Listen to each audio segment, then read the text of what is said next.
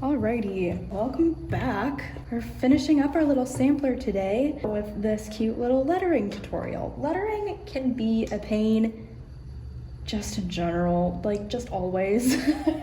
I love doing it, I do it super often, but it can be a pain when you're just learning how to stitch. So, I have a couple of, I have this little cursive hello written here, and I have a hi in block letters with a little exclamation point, and we are going to be learning how to do a couple of different lettering techniques. So we're going to start off with this little cursive hello. I am going to be doing this in a stem stitch. You can also do this in a split stitch or a back stitch or a chain stitch if you want. It doesn't matter. I just find the stem stitch to be the most difficult. And I know in at least one of my patterns I have lettering in stem stitch. And the reason stem stitch is more difficult than back stitch or split stitch, if you watch my stem stitch video, is it relies on the curve that you're going on to create the tension in order to keep all of the stitches in place. That being said, let's just jump right into it. I have my thread all ready to go. Again, if you are like, I don't know how to do that, go check out my tips and tricks video. I am ready to go. So I'm going to create one tiny stitch just along the line here, as we always do, starting from the back and then going from the front to the back to end it. And then I'm going to put my needle through the loop like so. So we've got that ready to go. And then I'm going to start at the bottom here. If you were doing a back stitch, you would probably start around here and then go. But for stem stitch and split stitch and chain stitch, you start at the start. So that being said, we're gonna start from the beginning. It's a very nice place to start, and pull it all the way through. So now if you see, the curve is going this way. And so to combat that, I'm gonna go back down around here just to create that little loop, that little outstretched loop. And then I'm going to put my needle through the middle, and I'm going to keep my needle on the inside of the curve, if that makes sense. So that way, when I pull it tight, the thread stays pulled this way, and it's gonna follow the curve of the letter a little better. And we're just gonna do that again, following the curve as we go.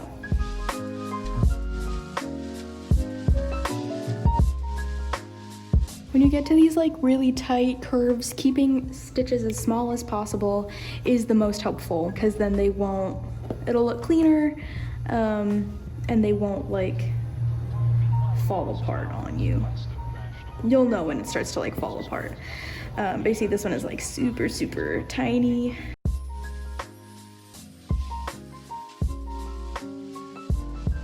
That's a good rule of thumb in general, is like smaller stitches make more detailed work, or more clear work most of the time. It's just keeping it in perspective of like, when you make smaller stitches, it does use a little bit more thread.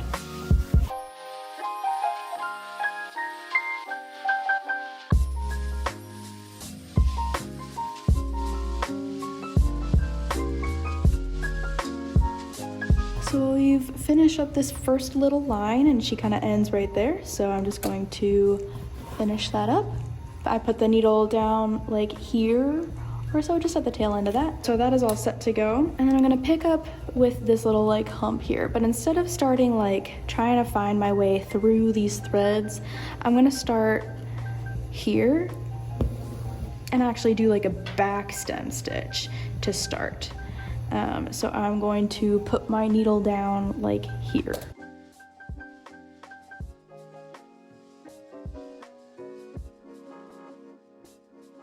And then, so this is the way that the curve is going. We're gonna keep the needle on the inside of the curve and the thread on the outside of it, like that. And then we're just gonna pull that tight, and that's just ready to go, and you can continue on as you normally do.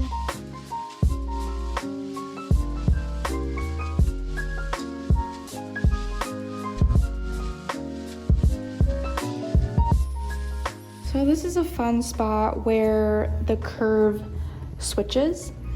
So you're going to just put down that stitch like normal. And instead of putting it on the left side of the thread like you were doing with this curve, you're gonna put it on the right side of the thread to switch it up like this. So that's kind of how you switch that up. You just kind of go with it as you need to, always keeping your needle on the inside of the curve and the thread on the outside.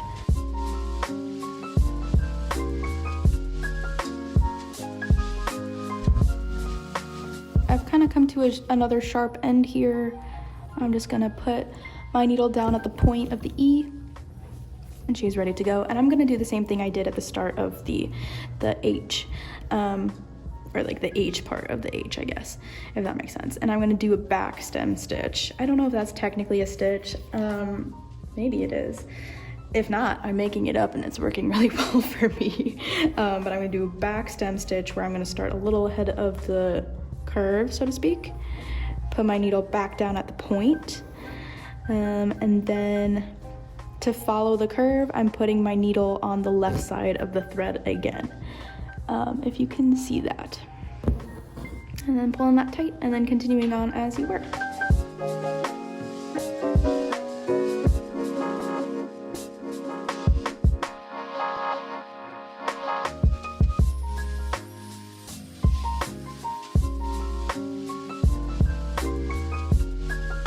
And then for these two L's and the O, since all the curves go in the same direction, we're gonna be able to keep the thread on the same side throughout, I think. I'll let you know if that changes, but in my mind's eye, I think that's correct.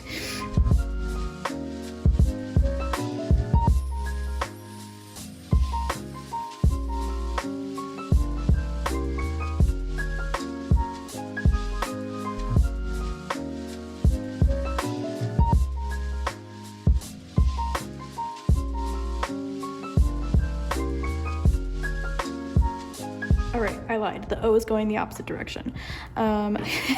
So I'm going to finish this off like I did with the H and the E. And then I'm going to pick this up kind of like around here, I guess. Doesn't really matter. And then I'm going to put that needle down like I normally do, put it back up through the middle with the needle on the inside of the O.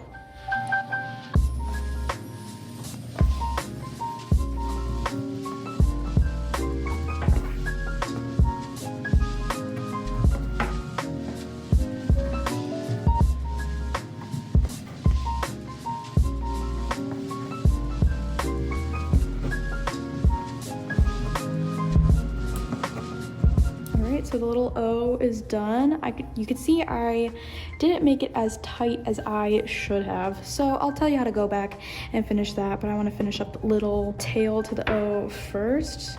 Got another one of these tension knots. I'm just gonna hold on to the loops and then pull apart, like so. And then I'm going to do that cute little back stem stitch for this guy as well. And just, so since the curve is going up like that, I'm going to put my needle on the inside of the curve, as always.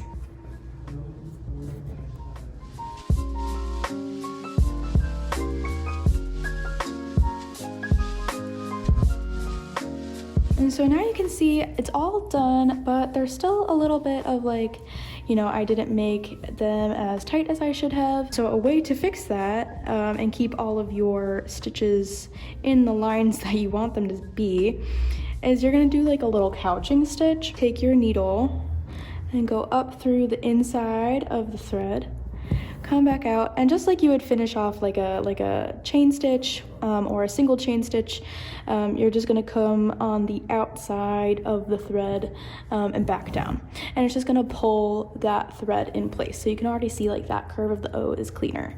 So I'm going to do it one more time. I'm going to come up, put my needle on the inside of the thread, and just like force it back into place with a little single couching stitch. I'm gonna do one up here as well, and then fix those L's and that H.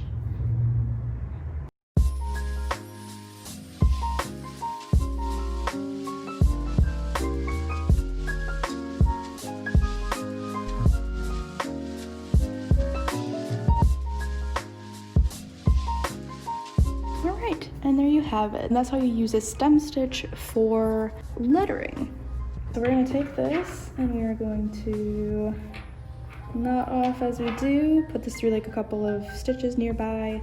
Put your needle through the loop, wrap a couple times and pull tight. And then I'm going to do it again just on the thread and save that for a rainy day. And I'm going to switch colors because I feel like it. And so now we're going to be doing block letters.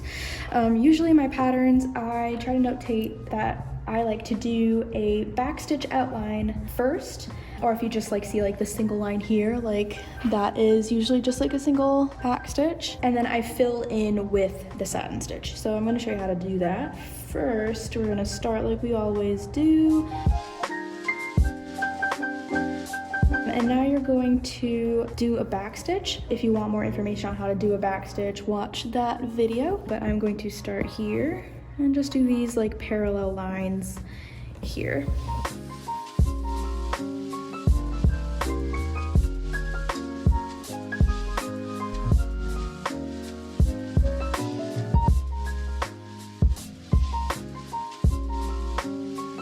So now you've got these like two parallel lines stitched on there, and now I'm just going to do a satin stitch between them to fill it.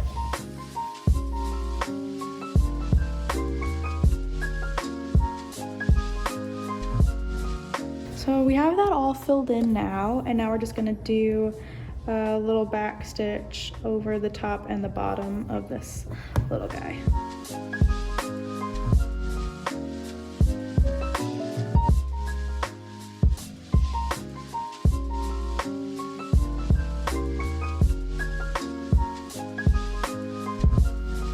Cool, so now I have the first leg of the H. I'm gonna do the little bar of the H. Do a cute little back stitch for that. And now I've made it to the other leg, so I'm going to do the same thing. I'm going to do the two parallel lines on the sides and then fill it with a satin stitch and do the top and bottom last. The reason I do that is sometimes, I don't know, it can be hard, as I mentioned with the satin stitch, to like come up through stitches that already exist. And so doing this prevents that and creates cleaner lines at the top and the bottom.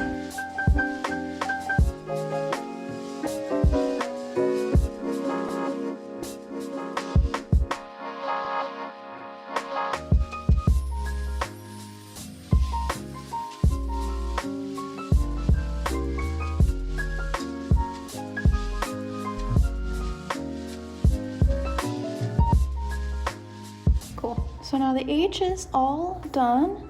She's ready to go, looking clean and crisp and cute. And then I'm gonna do the same thing for the base of the eye, where I'm going to do the parallel lines in a back stitch and then fill with a satin stitch and then do the top and bottom.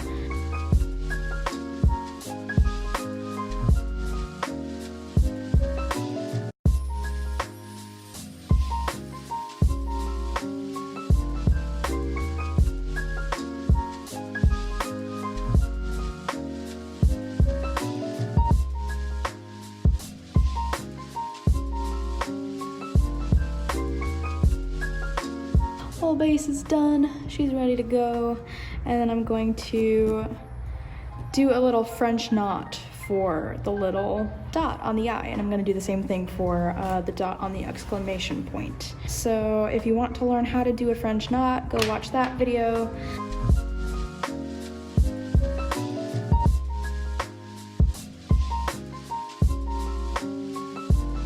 Look at that, that's so cute. Great, and then I'm gonna do the same thing for the main part of the exclamation point. I'm going to line it with a back stitch and then fill it with a satin stitch.